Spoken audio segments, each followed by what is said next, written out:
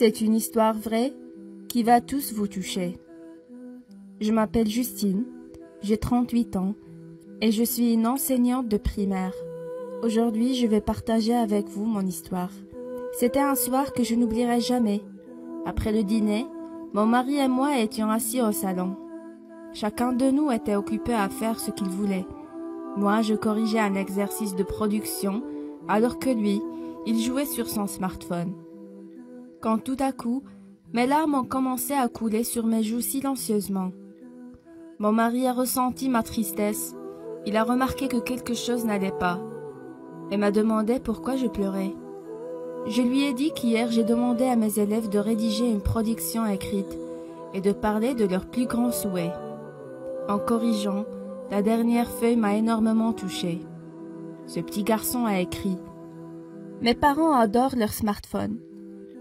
Ils en prennent bien soin alors que des fois, ils m'oublient carrément. Quand mon père rentre à la maison, il dit qu'il est très fatigué. Pourtant, il a toujours le temps pour son smartphone et pas pour moi. Même quand ils sont vraiment occupés à faire quelque chose d'important et que leur téléphone sonne soudainement, ils courent vite pour répondre. Mais quand c'est moi qui leur demande quelque chose, ils m'ignorent complètement, et ce, même quand je pleure. Mes parents jouent tout le temps sur leur smartphone, mais rarement avec moi. Quand ils sont au téléphone, ils ne m'écoutent jamais.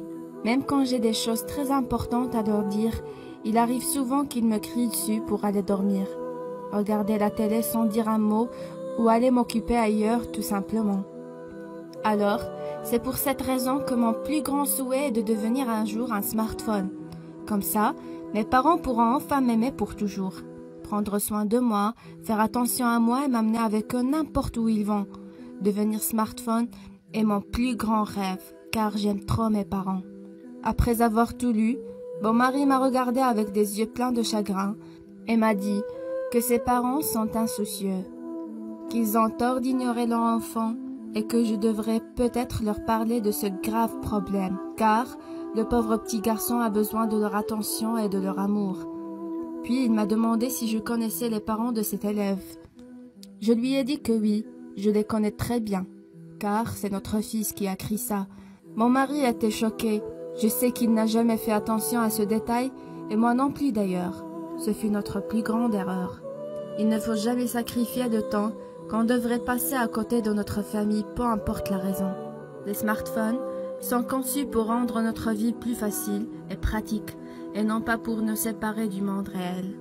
Sachez qu'il n'est jamais trop tard pour changer votre vie. Profitez au maximum de votre famille et vos proches.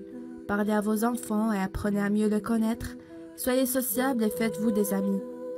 Découvrez de nouveaux horizons et ne perdez pas votre temps accroupi devant vos ordinateurs, car un jour, il serait trop tard de changer quoi que ce soit.